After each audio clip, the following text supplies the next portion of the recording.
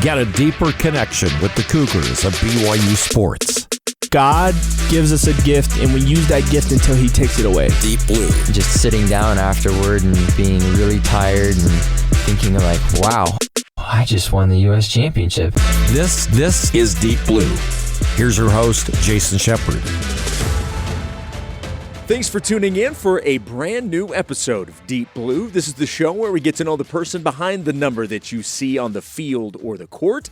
These are the true stories of BYU athletes from their own mouths.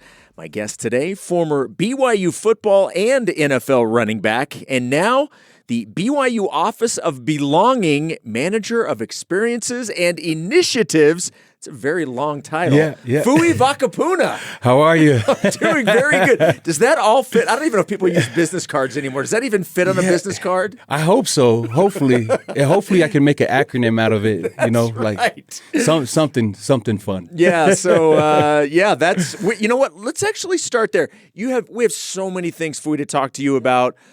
Some very important things to get to, but what is your role in the BYU Office of Belonging? Because I know that's a fairly new thing, not just for you, but on campus. So give everybody an idea of what your role is and what that is in general. For sure. I just want to really pay homage and give a shout out to President Worthen and him and what he's done in bringing about belonging. Yeah. Right? Belonging wasn't even a word in anything like the last 10 years. Actually, it's just finally a new word that's coming out coming up into fruition as something that's making an impact in our school, in communities, in the world, I think. And President Worthen, kudos to him, and I'm tipping my hat off to him for what he's done in bringing that about. But it's the Office of Belonging is where I work and where I serve students and faculty and staff, but also I work under Vice President Carl Hernandez. And so my mentor, my leader in leading belonging experiences, and specifically what I do is helping students feel get connected, feel a sense of belonging, and hopefully help them become who they're meant to become. And so if it's through events, if it's through experiences, if it's through mentorship and guiding them in life skills, if there's anything with wellness, all those things that encompass belonging, that's basically what I do in a nutshell. Wow, that's what an important thing we have on campus here for students, for athletes. What does it mean to you to be a part of something like that as a former athlete here, now being able to sort of pay this stuff forward? For sure. I think it starts with where you come from, right? And where we come from, we believe that we come from our Father in heaven, and there's a purpose here. There's a plan of happiness. And what we have to encompass and how we put it out into the world is a gospel-led, gospel-centered approach, in that we believe that our Lord and Savior, Jesus Christ, is the one that leads it. And so he's helped us and given us the opportunity to find ways in a gospel-centered manner to go out there in the world or the communities to help and make impacts for good for people. Well, as if your life wasn't busy enough, you're obviously a family man. You got your husband and your father. You've got this job that obviously keeps you busy during the day. You also, by the way, were recently announced as the head coach of the Utah Islanders, right? Yeah. So that's a developmental football team. Yep. When do you have time for this? It's always been. I think it's just my mission or my purpose here in this time is to help serve others or find ways to help others that have been looked down on or been overlooked, and find ways to help them become who they're meant to become. And so being in that capacity to just be a coach and being in that limelight helps me connect with those players and help them, give them hope about, hey, you can still have an opportunity to play football. You can still play at a high level parents, you don't have to give up, watching your kids. They can still play for an extra few years in college, right, and play at a high level. And it's just to develop them and also behind the scenes help them and develop them in their life skills, right? There's more to football, as Kalani's more to life. There's built for life, right? That Coach Kalani Sitake has always talked about, and we believe that we can do the same thing. There's more to football out there, and if we could help impact those kids or those players out there, I'd love to help. Yeah. One of the things that you've talked about is just how excited you are to be able to help people and to be able to make a difference in other people's lives.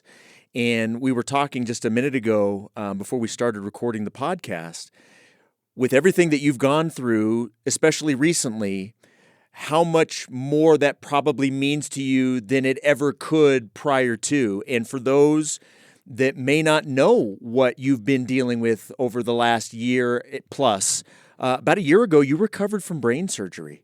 And for those that don't know your story, take everybody through what happened. Yeah. I just had a condition where I kind of carried for right after I retired from the NFL. I just had a condition where I would the left side of my face and my neck or left side of my body would twitch, would spasm out, and just it was just uncontrollable, and it would just keep on affecting me. And so that happened for a while, and we found a doctor that was there to help heal or find a way where it can stop all the knocking that was going on in my head. It was just consistent. You were hearing a knocking, constant a noise. It was just a knock on the door, but it happened millions of times throughout the day, and it just kept on knocking. It'd just be like that, really, every time. And so, and that's what I was dealing with for years.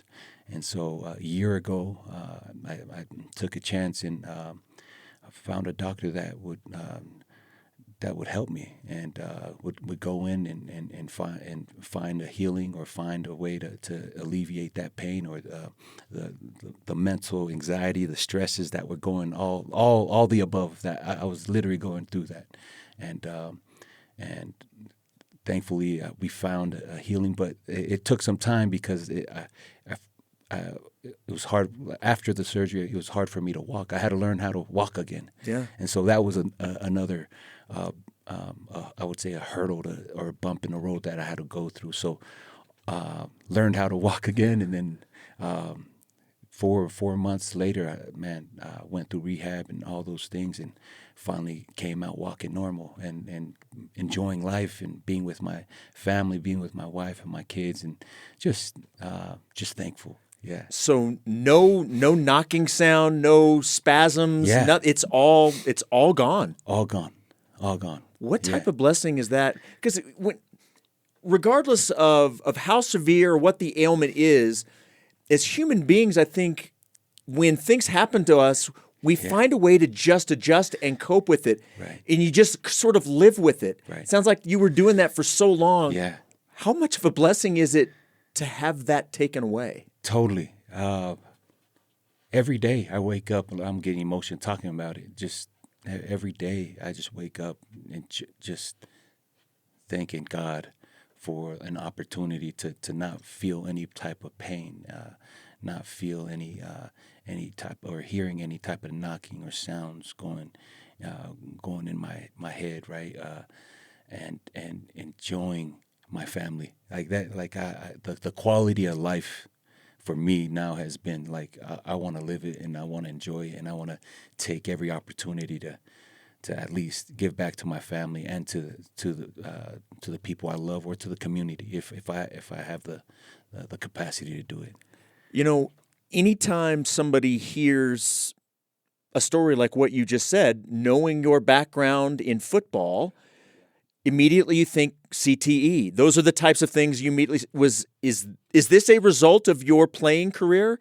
Was it along the same lines we're hearing about CTE, those types of things? For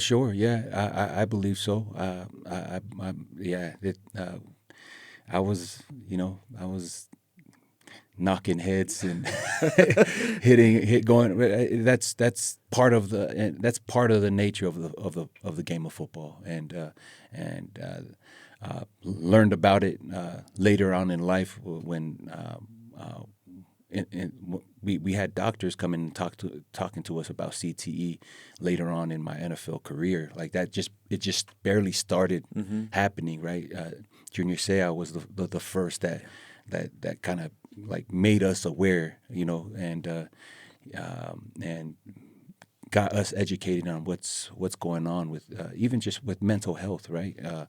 And CTE and all those TBI, all those things are real. And so, if there's if football, you're gonna have some type of those things to affect you. But you got to educate yourself, and hopefully, I can help players understand and educate them on how to approach the game of football in a manner where it doesn't have to hurt you in later on in your life. So, yeah, for sure. What was the reaction of those around you, family, close friends? How did they handle the stuff you were going through and trying to help you? Yeah, I kept it quiet until my wife really put it out there the day of my surgery. Because nobody, it really was that way. Like nobody knew anything was going on, and then all of a sudden there's this news. Yeah, and it was throughout that time when I was going through this, we were trying to find doctors that would be trying to willing to go in and help with, because we didn't. I would say there wasn't no doctor out there that would take the risk to go inside my brain and find what was going on. But Dr. Mon is his name. Shout out to him. He was the one that was thankful because of him. We found a way, and he knew exactly what was going on, and so he was the one that educated me. I'm like, this is what's happening, and so. He was confident, and I loved his confidence. It's like I was literally crying. Like, man, you could heal me, like quality of life. You could help me be with and enjoy my kids, playing around with them. If I could have an opportunity to coach, and so it was just those, just man. I kept it quiet, and there was a reason for it. I just didn't want to burden anyone, and that was what I was going through. And obviously, my wife was the one that carried me. Mm-hmm. And she was there right by my side the whole time, all those years. But we finally found a doctor, and when she shared it with everyone, I didn't realize it was gonna impact that many people, and so I just started sharing my story with others and saying it's okay to talk about it. And it's mental health is real. You can find help. You can find therapy out there. You could find those that know what you're going through, and you could connect with them in a way where like you could be vulnerable and find healing in within that. Yeah. Well, and I've got to imagine that you've probably received a ton of support, certainly from friends and family, people former teammates, people within the university and whatnot. But I've got to imagine you've probably received a ton of support from people who were complete strangers. What is that like to make that? Because you talked about having an impact. Yeah. What's that support been like for you? I think there's you don't realize it because you just feel I just at times I just feel inadequate at times to speak on it. But you don't realize I didn't realize I went through that experience where I could help find some healing for them. There is hope, right? Yeah. And there's always help out there for that. And that to me, talking and sharing and testifying about finding that help, like you need it, and you don't have to sit alone in the dark and just hear the knocking that's going in your head, or it's okay to share it. People will be able to help you if you just share it, because that's there was some just pride, right, and I would say ego in holding that in, and I would just if there was any twitching or spasming that was going on with my face, I would just turn and start talking. And those are like my remedies to have anybody not know what was going on with me. But I'm like, nah, if I could help serve or find ways to help them, that's what I was doing trying to do the whole time. It's hard to be vulnerable sometimes, isn't it? Yeah, absolutely. I mean, nobody wants to look. Nobody wants to show weakness. Yeah. And even if it's not a weakness, we perceive it as a weakness, and Absolutely.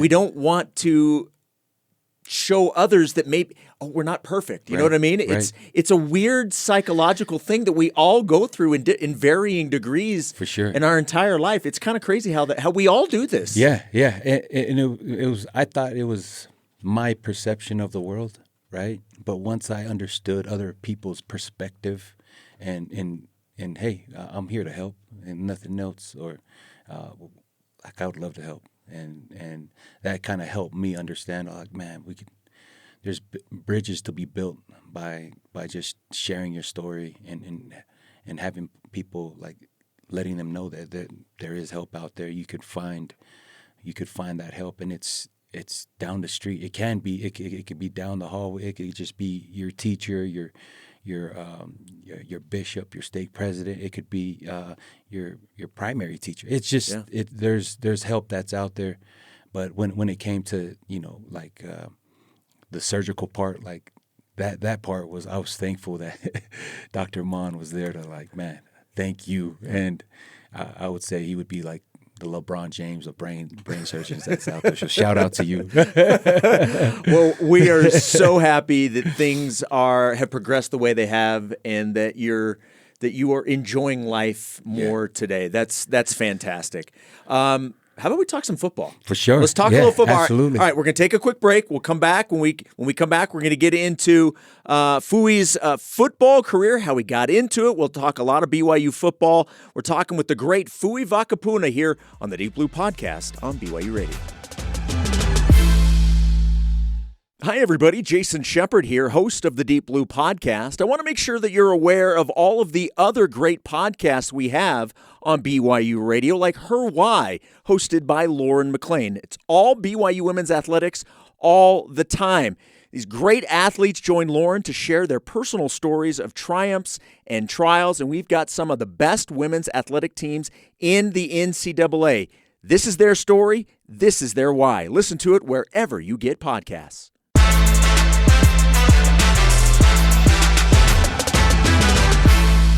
Welcome back to the Deep Blue Podcast here on BYU Radio. I'm your host, Jason Shepard, joined today by former Cougar, former NFLer, Fui Vakapuna. If you missed the first part of the podcast, we're talking about the trials that he's overcome in the last year or so, and just what an inspiration that story is for anybody that's going through any type of struggle in their life. But I want to talk now about growing up. So talk to me about your childhood. Oldest of 8 kids, right? Yeah, oldest of 8. How crazy was your household growing up? Yeah, it was crazy. But it was fun, though, at the same time. Yeah. So tell everybody where you grew up, what life was like for you as you were making your way through through your childhood. Yeah, I grew up. So my parents are Semisi Vakapuna and Wina Vesenia Vakapuna, Taufatofua. But they're from the kingdom of Tonga. They migrated from Tonga here to the States through Hawaii, through Samoa, through California, out and migrated out here to Utah. Mm-hmm. And so I was born and raised here, raised in Glendale, but raised in right in Salt Lake. I say Glendale is a city and Salt Lake's the neighborhood. Yeah. And so, that's the neighborhood I grew up in. I grew up in West Valley as well, and in Rose Park, those areas, right in the 801. Up north. And so the oldest of 8, wild bunch, I would say, but a good loyal wild bunch. And just thankful for my parents and thankful for my grandparents. They're and my uncles and aunties that raised us. It was literally a village that raised us kids, and got to go to Parkview Elementary. Went to Glendale Middle School. Was the president of Glendale Middle School, and then student body president, and then went to East High School and played there. Was gonna go to Skyline, but my dad was just like, "Nah, you're staying at East High School. You're gonna be a Leopard." So, like, obviously, we talk to athletes on this podcast. So, at some point, sports became a pretty important part of your life. Yeah. When was that for you? I think watching my father was a rugby player, right? He was an amazing rugby player, and he was known in the Tongan community and Samoan community as a rugby player. Played number 8, and so he was one of those tough guys, hardcore rugby players, and got to watch that and was inspired by rugby. The first sport I got to play was soccer, and played soccer, and then got in trouble for kicking the ball, or like the goal. I thought it was It was really the goalie that I kicked, but I was trying to kick the ball. But he can't, and got in trouble. And then my dad was like, "Soccer's not for you." And so he was like, "Here's football. Let's throw you in." And so I jumped in to playing football. At what age? At 8. 8. 8. At okay. 8. Yep. Played football. My first football program that I played in was Hunter Junior. I think it was Hunter Little League. Yeah. Oh, there you go. It was Hunter Little League in at the U Conference, and then the next year I went to play for East Little League the whole time, and a few years with East Little League, and then 1 year with West Little League, and that was with one of the great. He's going to be a future Hall of Famer, Halotingata. I played with him, and I played Little League with him. I got some pictures. Yeah, I'll have to send it to you. But played running back, played quarterback, played corner, safety. I played all the positions. So I was just a lively, wired kid to play sports. Was it an instant connection with football? Yeah, it was. Yeah, all my little brothers followed me right after, and I would say my younger brother was faster than me, Fainga. He was a beast, and my brother Downey, he was MVP for 5A for Hunter High School. Mm-hmm. He played with Ray Fainga and Matt Asiata and all those guys up north, and so we were just. Football was the thing. When did you? This is always fascinating to me. When did you realize that not only were you good at it, but you have a skill that will allow you to continue to play after high school? When did you have that realization? I think when I got my first offer.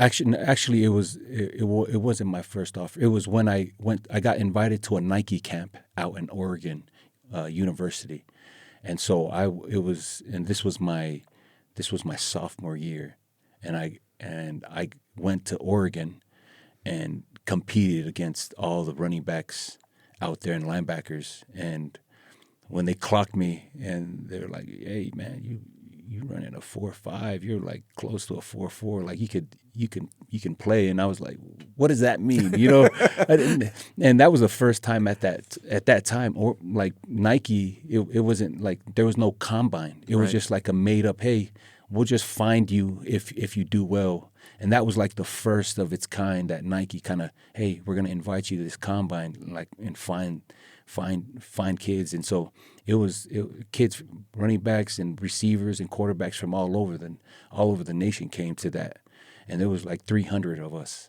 And right after that, that's when when I started competing, I'm like, man, I think I can do this. What kind of confidence boost is that for a high school athlete? That to me is everything, because I think it zones you in, and it brings a focus to, or I would say just a confidence, like you can compete against anyone around the nation, and that was my confidence booster right there. When I went 1-on-1 with those linebackers, I was like, man, this is cake. I'm gonna eat these guys up. I'm gonna just break their ankles for how big I was. Sure. Right. And so and I was like, man, I could play at this. I could play at this weight and go after some guys. So do you remember who your first offer was from? Yeah, it was University of Utah, and then right after that it was BYU, then Nebraska, and Oregon, and then it just kind of trickled. Yeah. Yeah. Did you grow up a BYU fan? Yes. Coach Romney. My first experience with BYU was when I went to East Little League. My coach, Coach Romney. Shout out to Coach Romney and his family. He was the one that took me to a game, but before a game, he took me to the practice, and I got to meet Coach Lavelle Edwards and Coach Hema Hemuli, and so I was just like, number 15, you're the truth. Like, I was just like kind of awestruck. Yeah. And so that right there was like, man, that's Hema Hemuli. Like that dude is a beast. Like, I'm like, man, I want that. I'm gonna try to. So at the 8 years old, 9 years old, that's when, man, that was my first experience with BYU, like just touching and experiencing it. But the reality was my grandfather was a BYU fan, and I got to watch that even when I was like, I can remember before I played football or anything, we'd just watch all the highlights, and my grandpa's like, that's the church school, because he was baptized into the church out in Tonga, and so his family were all Catholics, and he was only member, and so he would always just stick with, we're a Latter-day Saint, and we're gonna go support the church school, and go from there, because Liahona High School that's where all the members would go to out in Tonga, in our country, in our motherland, but they would just stay loyal to the church schools, and go from there. And so BYU has always been intertwined in my life. So for all of those reasons, even though Utah was the first offer, when BYU offered, was it game over, or was there still a decision to make? Yeah, see, a lot of people don't know how I really committed to BYU. The way I committed to BYU was my dad. He committed me. Like, we went into Coach Croton's office, and this is after Coach Croton threw a big luau recruiting experience, and Kalani was a GA, and Tom, his Uncle Tom, Tom Setake, he was there, and man, I have pictures of that experience too. It was me, Curtis Brown, Ben Olsen, Haloti Ngata, Will Tukwa. We were all in that luau night. Like, all right, we need everybody to come and commit, and we were like, all right, yeah. Everybody's verbally committed, but we didn't really commit, right? And when we went into that office with Coach Croton, and went in that office, and it's right at the SAB. It was those offices over there, where the volleyball office. Yeah. That right there. I look at that office. I'm like, that was a place where that impacted and changed my life forever. In that room right there, and when we walked in, I looked at my dad, and he was just in our culture, in our Polynesian culture, is like parents have the last say, right? And whatever they say, it goes. And before I said anything, my dad just hit the table and goes, "Coach Croton, my son coming to BYU," and it was that was it. And I looked at him, and I looked at him. I didn't say anything. I just nodded my head respectfully, and I'm like, I'm coming to BYU. This is where I'm coming. So follow the commandments. You'll live a long life, hopefully. Hopefully I'm doing that right now. So because of him. So thank you, Dad. He's the one that really committed me here to BYU. Wow, what a great story.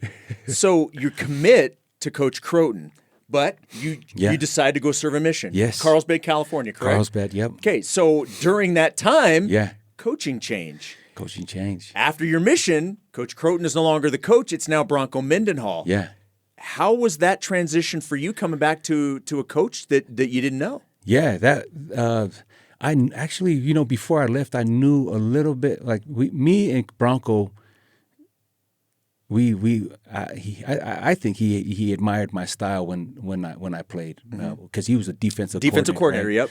And he would always try to recruit me to go. You should play linebacker. I'm like, man, I'm gonna run over all your linebackers. Like I'm gonna do that every time to you at 2003, right? And then when I left and I came back I think what impressed me with Coach Bronco was just he was just matter of fact, like we need you. That's all he said, and just my loyalty and commitment to BYU was that changed. Just having that year and a half of experience before I went on my mission was what I needed to grow up and learn and grow, and then that was just an easy. I'm transitioning right into Coach Mendenhall's experience. Everybody that chooses to go on a mission, it's their own. They do it for their own reasons, their own. It's they either choose to do it or they decide to go a different route. Was a mission always in play for you? Was that always the plan for you, that I'm going to serve a mission? Yeah, I would say my grandfather, like he was the one that kind of planted the seed, and just like, your word is your bond. So like, he kind of committed me to going when in primary. He's like, you going on your mission? I'm like, yeah, I guess so. I'm going to go on my mission. I'm like, all right, I'm expecting you going on a mission. But the reality was that I was teeter-tottering at like 2003 when I was playing, and after like, when we played Utah and it was that 3-0, I was like, man, I want to come back and beat these guys. I can't believe we lost by 3 points. 3 points, yeah. And it was a snowy game, but I'm like, man, I ran all over these guys. Like I felt like I was that confident. I'm like, I think I could come back and make an impact. But there was a moment in that season where I was hurt. I got hurt, and I think I know I made a commitment in my mind, in my heart, and to the man upstairs that I would make that commitment about going on a mission, and that's what I did. I just went on the mission and came back, thankful to have that scholarship ready and there for me. Yeah, and you were blessed. Yeah, you did what the Lord had asked you to do, and you were blessed because of it. Absolutely, for sure. So you were obviously a very big reason why BYU football was so successful during your time in Provo. Some incredible plays and incredible games. You played with other great running backs, Curtis Brown, Harvey Unga, just to name. What was that group, that time in BYU football like to be a part of? It was, I would say that was the buildup, right? That was a buildup of like finding our identity and really knowing like what is our true culture here at BYU. And I got to play with the great John Beck, right? And there was also good supporting cast behind that, right? And I would say shout out to those coaches that were with that stayed with Bronco, Coach Lance Reynolds, Marky Atawaya that was helping behind the scenes, Coach and I, man, you had Coach Lamb, all those guys, so some good dudes that we trusted, and then they trusted us to now it's time to take ownership, and that was what Bronco kind of gave to us. Like, you want to take ownership of the team, take ownership. Like, we gotta take ownership of what our culture is and what our identity is, and how we're gonna play physical, be relentless in what we do. Being there for each other, backing each other, just no backbite. It's just all those things that had to go into place. And whatever happened with the years past, it was, to me, that was kind of just broke the camel's back on trust. Like, now we can trust each other to play for each other, even though we lost those 2 games against Arizona and Boston College. Man, we knew we should have won those games. We were like, man, I believe we're the true BCS busters. Like we're I don't think no one could beat us. But it was just, few calls here and there, but the reality was that the game that really got us going was that TCU game. Yeah. And it was a physical game. And we were like, we're going to just run down the middle and see if they could stop us. And that's what we did. And so thankful for those guys that up front, the offensive line, like they were awesome as well. From Ray Fanga to Jay Caressa to, man, we had Oswald, man, all those Travis Bright, man, we had some dogs. You've mentioned a couple of specific games. Do you have a most memorable game or most memorable play that stands out to you about your career? I think everyone knows that the Tulsa most memorable play, but I would say that TCU game where I ran just straight down the middle. I don't think a lot of people know that I just ran through a few guys. And right after that, I thought I broke the line, and I just got like a shoelace, like tackle. They just barely got me, but I went past it. I thought I was gonna have like a 60-yard touchdown after, but it was a shoelace tackle. But I got up, and I just looked at those guys, and there's a picture out there of just me yelling like, "You can't stop us." There was no and I was just. Yeah, and we're telling those linebackers, we're coming this way. Stop us. Let's see if you can stop us. So me and Manasseh, and man, who else was there? Like we had me, Manasseh. We were just like, we're coming right here. Let's see if you could stop us. And Curtis Brown, we're like, yeah, we're gonna run over you guys. And that was I think for me that was a play that I'll forever remember, because that's when we knew we're gonna have a special year, and we're undefeated the rest of the year. Yeah. So I want to ask you a similar question to the one that I asked from going to high school to college. Yeah. When did you realize that you were going to have an opportunity at the next level in the National Football League? I truly believe that I thought I would. I don't know if people around me thought that I would, but I just believe that when I maybe it was a mentality I had, or how my dad raised me. It was like you're the best, and believe that you're the best, and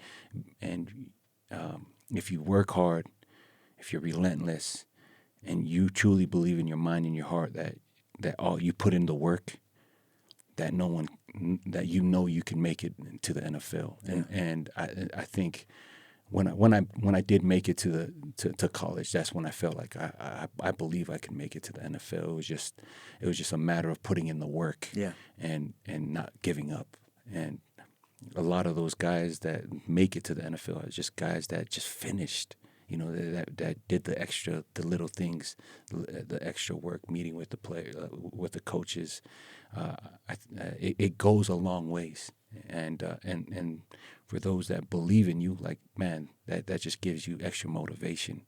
And so I think right when I came here, my first practice, and I was playing, it was kickoff return, and they had me returning the ball. That's when I believed that. I still remember it was with Mula Vaipula, and it was me and him, and I'm like, man, I really believe I can make it to the next level. And I took it to the house at that time too, and so I had a little bit of speed back in the day, but the weight crept in. So your BYU career comes to an end, and you do get an opportunity. You sign with the Cincinnati Bengals. Yeah. You even featured on the HBO's Hard Knocks, and I remember that season. Yep. And I'm the guy back in the day. Man. I didn't have HBO, but I would always get it right before Hard Knocks so that I could watch Hard Knocks, and then as soon as Hard Knocks was done, then I cancel the HBO subscription. But I remember you on there, and I was so proud that they were focusing. You had a major storyline on that. You became one of those guys that the cameras would follow in your journey. How strange was that? Because you got to remember, it wasn't that long ago, but it's long ago enough that it's not like today where everybody's got a phone Yep. and everybody's used to having cameras following them like that. Yeah. I've got to imagine it was pretty strange. Yeah, it was for them following you everywhere. They follow you. They sometimes kind of set you up, say we won't be there, but they'll be there, right? And so, but that to me was I'll forever. I'm just thankful for those experiences because it I'd always fall back on what I believed in, right? Who are you? If they were going to ask me a hard question or anything, I just fall back on like I know I'm a son of God. Just that if anything was my thing was to protect that last name and to represent that name in such a way where hopefully it would make impacts and if they heard my story and if it helped other people, then that would hopefully inspire young ones to they could go for it. And that was an awesome experience. I got to meet with a lot of characters in that experience. But it was fun. I got to build some good relationships with my teammates with the Bengals, with Ray Maulunga, Chris Presley, who I competed with, and with Cedric Benson, rest in peace, and Chris Henry, rest in peace. Those are guys that I built a bond with. And Domata Peko, John Fournette, all those guys. And they have stories to tell, right? And they've been through the ringer in life and went through those experiences. So hearing them kind of even helped me, gain confidence. I'm like, man, all these guys been through hardship. Everyone goes through it. It's just a matter of how you get up and never give up and just keep going at it. What are the chances that we see that hairstyle come back? Man, that was because all those guys, they For those that don't know, explain your hairstyle. The hair, I would call it a genie. Yeah, I'll call it a genie haircut. Like you just last the Mohicans, like you cut it all bald up in the front and then leave your hair out in the back. And I had my wife braid it, right, all the way down to a ponytail. But that was just a joke of like Ray was the one that said, hey, well, man, all of us have long hair except you. I'm like, man, my hair is receding. Like BYU was the last time I had it long, and so I grew it out. I grew it out in the back and just had business up front, party in the back, and that's right. What it was for a good solid 3 months, and then I cut it. How would you describe your NFL career? One of the best learning experiences. A transition from being a young man into just being I would say a young man to a man. That right there helped me become independent in a way in finding who I was. As I got married right then and there with my beautiful wife, Leon Hunkin at the time. Now she's a Vakapuna. Shout out to you, Leon. But it was literally baptism by fire out there. Like when you go into NFL, it's a business. Yeah, it's a true bona fide. It's plus minus. If you didn't get that, if you made that wrong step, that's a minus, right? Like, and that it was that intentional, and that intense. It was a learning. It was a good learning experience for me to get out there in the world and see what's out there. But it helped me. It helped me become stronger mentally, in saying I could do hard things. Yeah. Right. Like that. I didn't realize how hard it was gonna be. I thought it was like gonna be a fairy tale. I made it to the NFL. Like, let's go. I got drafted. Like, man, I hit these marks, and I thought I made it. But man, it was tough. It was hard. It was real hard. I was with 4 teams. I was with the Bengals. I was with the Cardinals. I was with the Colts. with the Jets. My last year. So like, it was tough, and it was tough to go through that, to get cut, to get back, to be on the team, be there for a little bit, think you're valued, and then you get switched up and get traded, or you get cut and get picked up again. So, but the reality was I wouldn't trade it for the world. Every athlete comes to a point in their playing career when it's time to move on. Was that an easy thing for you to deal with, or was it difficult? I would say I was, man, the good Lord blessed me with a easy transition. At the time when I was making my transition, I was in denial in a way, but the reality was Elder Reed. He was my bishop, and he was the one that told me, and I was still trying out to make it on a team for the next year, and he was the one that just straight up said, "Hey, Fui, what do you think about applying for this position at BYU as assistant AD?" And I'm like, man, I'm still working out, Bishop. I don't know. And so he was on me for a little bit, and then my wife got on me. He was like, yeah, go just test it out and see what that was and see what it is. And I put in my application, and I got a call from Tom Homo, and I was shocked. And he gave me a call, and I had my interview with him, and he just asked me, are you willing to finish transition and make your transition and retire from football completely? I just was kind of stunned, and it shocked me, and right then and there I'm like, all right, I'm gonna retire. I'm like, yeah, I'll completely finish. And a week later, he called me to be the assistant AD. What a great story. I didn't realize it happened that way. Yeah, that was the transition. So I was lucky, I was fortunate, and I say that only the Lord can make it happen. Where He made it easy for me to make that transition into BYU, and because I was volunteering at Scenic View as a employment, which just helping adults with disability. So that's what I was doing in between football. I would just go out and help employ individuals that had some type of disability. So I would just help them, serve them, cue them and talk to them and be a friend for them. And then and when I applied, I was thinking I was going back to the NFL and get picked up. And then Tom asked me right in his office, "Are you willing to finish?" And I haven't talked about this story, but I love that man. That man right there, he was a great mentor of mine and a great leader.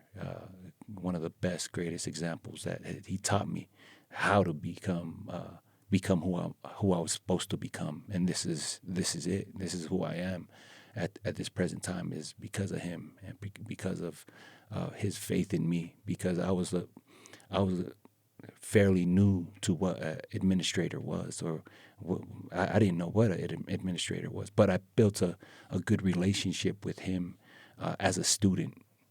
And when I went off and played in the league for that long, and then for him to entrust me, it's like, hey, can you come and help our kids that are struggling or going through some things? Can you mentor them? Can you find ways to help these kids that have a lot of baggage, right? And that are at risk. And I told him, like, man, I think I have enough experience to share with them and their families to make that transition from high school to BYU, from BYU to their careers in post college. So shout out to Tom Homo. I can't believe he's gonna be hanging him up, and that one of my great mentors right there. Well, I covered your career as a player. I've been around you for years after your playing career. You are such an inspiration, not just with what you have dealt with physically over the last year or two, but just your attitude and your testimony. And I cannot thank you enough for being willing to come in and talk today. This was so much fun. So thank you so much for doing this. Hey, my pleasure. Thank you so much, Jay. All right, man. All right. Once again, thank you to my guest, Fui Vakapuna. My name is Jason Shepard. Ben Hall produced this episode. Deep Blue's senior producer is Cleon Waugh. You can download and subscribe to Deep Blue on all podcast platforms or find all episodes on the BYU Radio app. Deep Blue is a production of BYU Radio.